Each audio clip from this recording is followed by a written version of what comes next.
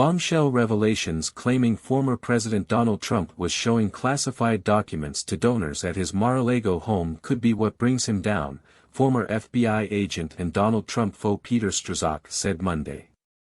Speaking to MSNBC's Nicole Wallace, he cited a Sunday Washington Post article that claimed the Justice Department had obtained new evidence that proves obstructions of justice in the classified case.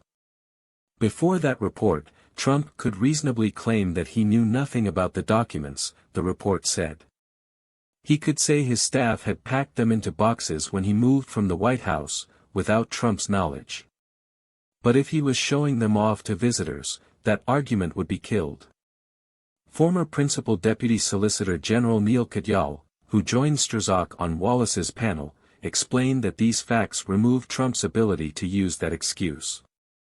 It ties Trump directly to obstruction. That's where the reporting from yesterday comes in, that's so important, Katyal told Wallace. It ties Trump directly to the scheme. If it holds up, and, of course, we don't know, and Trump is entitled to the presumption of innocence and all that, but if that's what special counsel Jack Smith is looking at and looks like what he got, that's going to be very devastating. But it was ultimately Strzok that connected the dots between all of those details and warned that Trump is quite encircled on the conspiracy to obstruct the documents probe.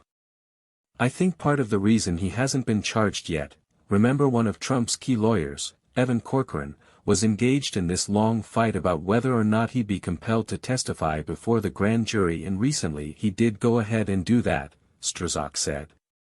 This article very clearly points out that special counsel Smith's folks are asking whether or not he shows this information to donors, he continued. So, if you're trying to figure out the why, what's your theory of the case, why on earth did he want to do it, if he's using this to convert it for fundraising and showing it to people who absolutely have no business seeing it, and he's hiding it at the same time? That really starts to flesh out the story about 1. Why this occurred, and 2. How integral Trump was to this entire enterprise. Wallace read the piece of the Post report saying that Trump would flash his classified documents, including maps, to political donors. This isn't the first time Trump is accused of playing fast and loose with the nation's secrets or security. During the early years of the Trump presidency, Mar-a-Lago club members were seen having their photos taken with the nuclear football, the briefcase that contains all authorization for a president to launch a nuclear attack while away from the White House.